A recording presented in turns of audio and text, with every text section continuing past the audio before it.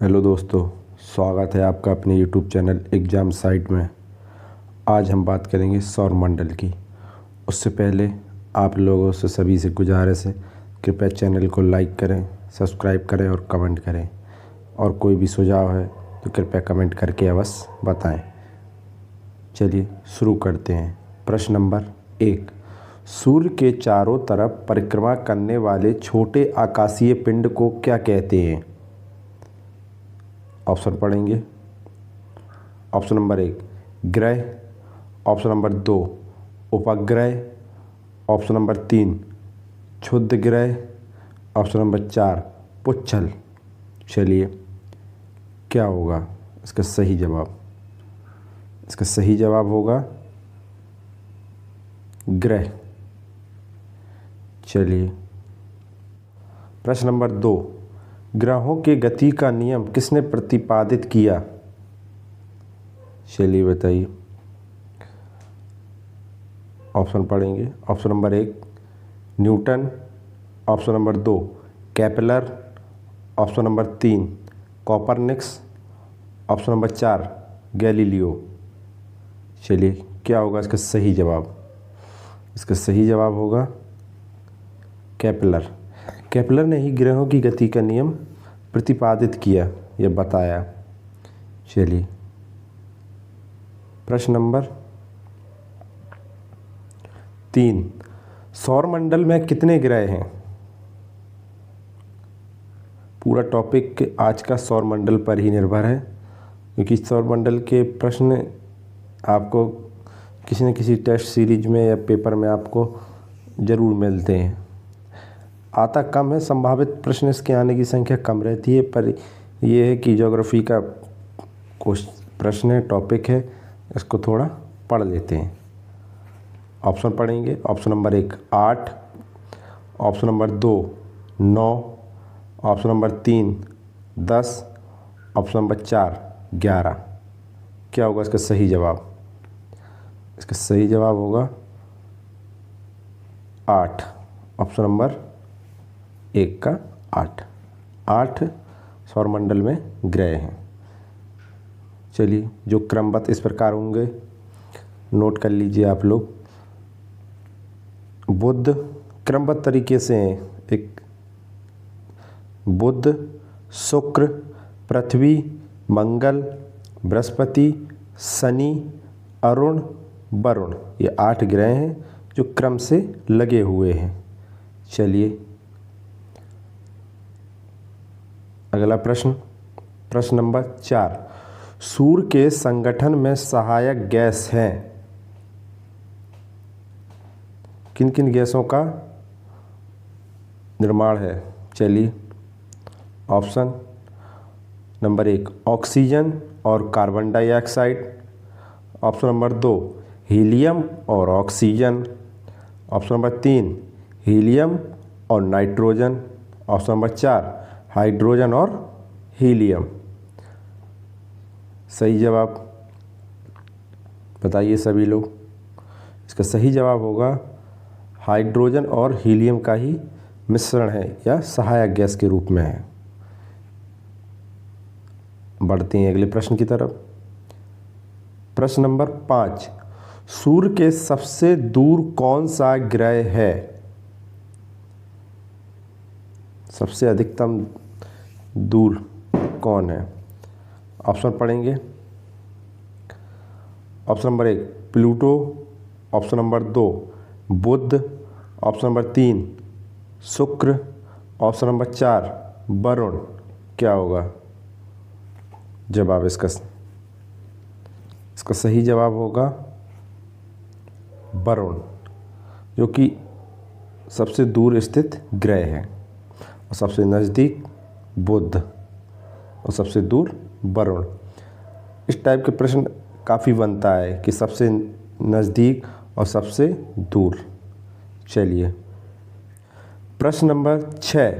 सूर्य के रासायनिक मिश्रण में हाइड्रोजन का प्रतिशत है। क्या होगा इसका परसेंटेज हाइड्रोजन का? ऑप्शन पढ़ेंगे। Option number 1 71%, option number 2 61%, option number 3 75%, option number 4 54%। कितनी मात्रा होगी हाइड्रोजन की इसमें? इसका सही जवाब होगा 71%। बढ़ते हैं अगले प्रश्न। प्रश्न नंबर 7, सौर मंडल की खोज किसने की? क्या होगा इसका सही जवाब? ऑप्शन पढ़ेंगे। Option number 1 Copernicus, option number 2 Kepler, option number 3 Aryabhatta, option number 4 Newton. इसका सही जवाब होगा कोपरनिकस। एक बार फिर से क्वेश्चन दोहरा दे रहा हूँ, सौर मंडल की खोज किसने की? इसका सही जवाब है कोपरनिकस। केपलर के बारे में आपको पहले ही बता चुके हैं, इन्होंने ग्रहों की गति का नियम दिया। काफ़ी कंफ्यूज रहते हैं, इसलिए इसको साफ साफ कर लीजिए कि सौर मंडल का संबंध कोपरनिकस और ग्रहों की गति का नियम केपलर। बढ़ते हैं अगले प्रश्न की तरफ। प्रश्न नंबर 8, कौन सा ग्रह सूर्य के सबसे निकट है? ऑप्शन पढ़ेंगे। ऑप्शन नंबर 1 मंगल, ऑप्शन नंबर 2 बुध, ऑप्शन नंबर 3 शुक्र, ऑप्शन नंबर 4 बृहस्पति। चलिए, इसका सही जवाब होगा बुध, जो कि सूर्य के सबसे निकटतम ग्रह है। बढ़ते हैं अगले प्रश्न की तरफ। प्रश्न नंबर 9, किस ग्रह को पृथ्वी की बहन कहा जाता है? पृथ्वी की बहन, ऑप्शन पढ़ेंगे। ऑप्शन नंबर 1 बुध, ऑप्शन नंबर 2 शुक्र, ऑप्शन नंबर 3 मंगल, ऑप्शन नंबर 4 बृहस्पति। क्या है इसका सही जवाब? इसका सही जवाब है शुक्र। शुक्र को ही पृथ्वी की बहन कहा जाता है। बढ़ते हैं अगले प्रश्न की तरफ। प्रश्न नंबर 10, सूर्य और पृथ्वी के मध्य न्यूनतम दूरी की घटना क्या कहलाती है? काफ़ी अच्छा क्वेश्चन है ये वाला, ज्योग्राफी में सौरमंडल के टॉपिक से, क्योंकि ये वाला प्रश्न काफ़ी बार आया हुआ है पेपर में। पीसीएस के पेपर में बहुत बार आया हुआ क्वेश्चन है ये। चलिए ऑप्शन पढ़ते हैं। ऑप्शन नंबर 1 उपसौर, ऑप्शन नंबर 2 अपसौर, ऑप्शन नंबर 3 सिजगी, ऑप्शन नंबर 4 नेबुला।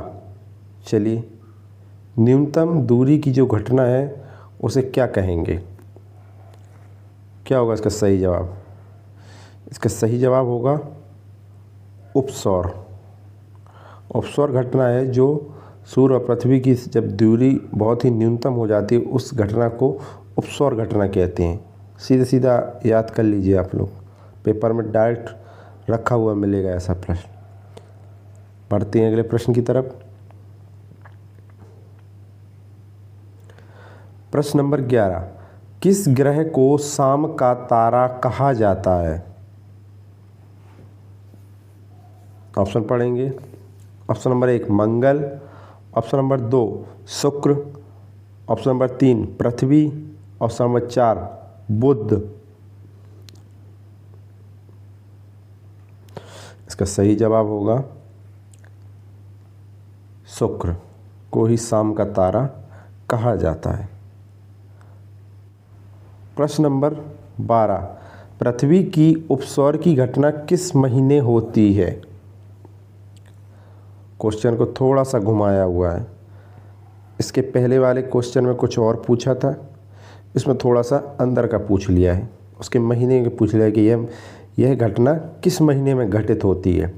ऑप्शन पढ़ेंगे। ऑप्शन नंबर 1 जून, ऑप्शन नंबर 2 जनवरी, ऑप्शन नंबर 3 सितंबर, ऑप्शन नंबर 4 मार्च। चलिए बताइए इसका सही जवाब क्या होगा।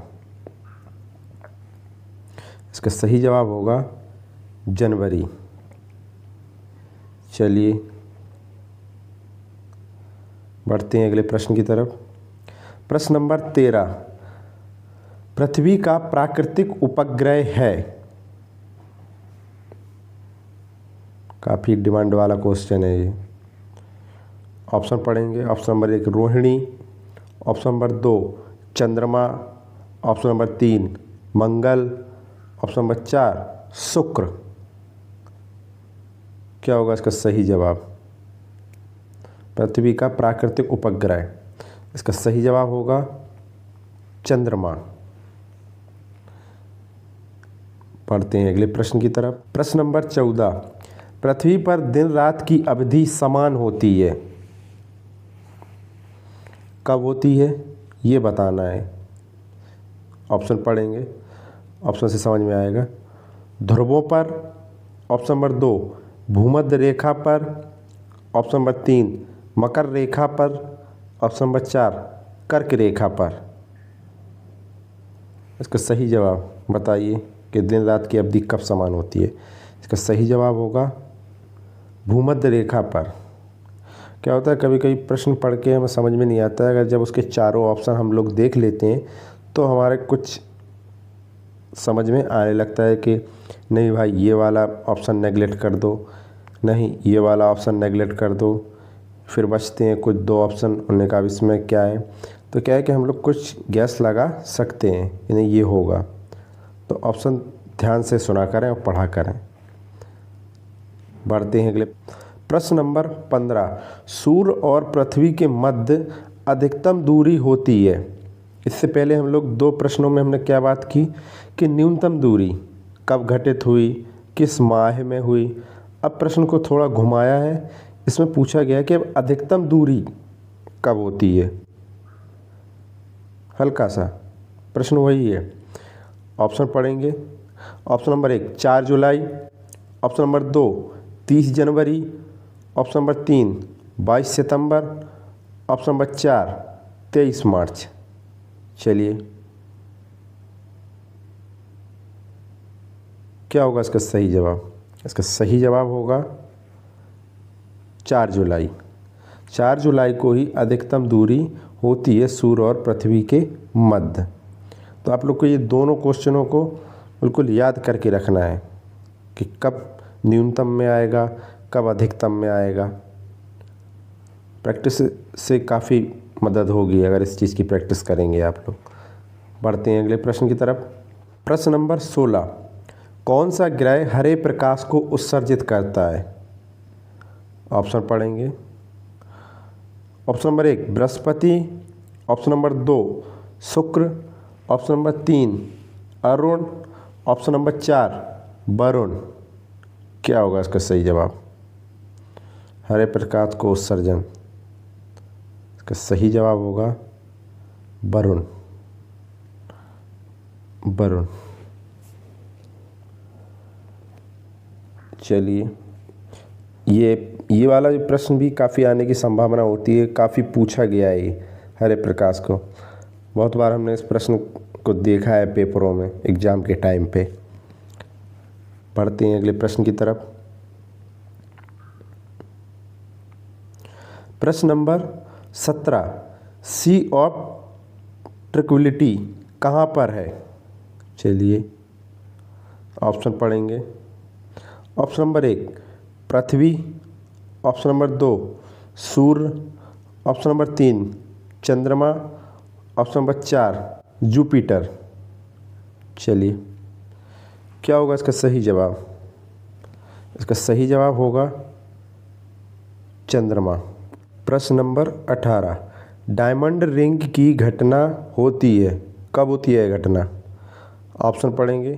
पूर्णिमा के दिन, ऑप्शन नंबर 2 अमावस्या के दिन, ऑप्शन नंबर 3 सूर्य ग्रहण के दिन, ऑप्शन नंबर 4 चंद्र ग्रहण के दिन। कब होगी यह घटना। यह घटना घटित होती है सूर्य ग्रहण के दिन। सूर्य ग्रहण। पढ़ते हैं अगले प्रश्न की तरफ। प्रश्न नंबर 19, सिजगी क्या है? ऑप्शन पढ़ेंगे। एक घटना होती है, कब होती है, ये ऑप्शन पढ़ेंगे तब पता चलेगा। ऑप्शन पढ़ रहे हैं, सूर्य, पृथ्वी और चंद्रमा की एक ही रेखा में होना। ऑप्शन नंबर 2, प्रकाश मंडल। ऑप्शन नंबर 3, एक क्रेटर। ऑप्शन नंबर 4, इनमें से कोई नहीं। तो क्या होगा इसका सही जवाब? ये वाला क्वेश्चन क्या है कि कहीं पीसीएस लेवल का एग्ज़ाम किसी ने दिया हो या कोई देने के लिए आगे तैयारी कर रहा हो तो देखना कि क्या है, इस टाइप के क्वेश्चन पे काफ़ी होता है। प्रीवियस ईयर के आप कभी पेपर लगाएंगे इसके तो आप देखेंगे कि इस टाइप के क्वेश्चन हमें देखने को मिलेंगे। थोड़े हट के होते हैं बड़े लेवल के एग्ज़ाम में क्वेश्चन। क्या होगा इसका सही जवाब?